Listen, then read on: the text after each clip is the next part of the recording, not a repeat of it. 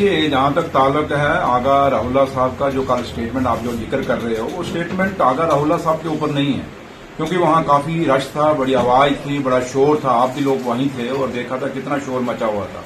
उसके बीच में मुझे किसी ने सवाल पूछा आगा उसका जो बीजेपी का कैंडिडेट है, तो मैंने उसके ऊपर कहा कि उस आगा को मैं जानता ही नहीं हूं, मैं पहचानता हूं, मुझे पता ही नहीं कौन है कौन नहीं है। तो जहां तक आगा राहुल्ला साहब का, वो नेशनल कॉन्फ्रेंस के ऑनरेबल एमपी हैं और लीडर हैं नेशनल कॉन्फ्रेंस के, उनके लिए तो हमने क्या हो, उनको तो मैं रोज हम जानते हैं, क्यों नहीं, मैं तो उनके घर पे गया हूं। तो जहां तक ताल्लुक है जो बीजेपी का है, कोई आगा को खड़ा किया हुआ है, मुझे नहीं पता वो कौन है कौन नहीं है, इसलिए उसके ऊपर मैंने ये बयान दिया। बाकी है कि अब मीडिया का काम है तोड़ मरोड़ के अपनी टीआरपी बढ़ानी, वो बढ़ाते रहे, मुझे उससे लेना देना नहीं।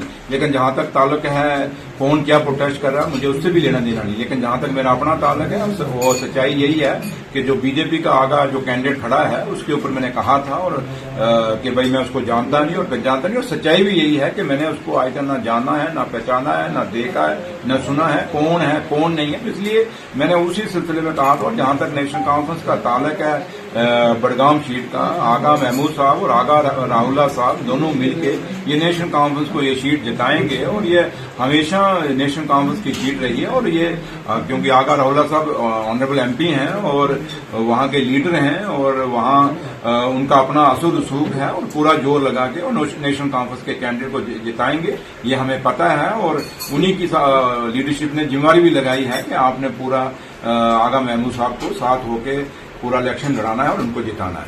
Thank you.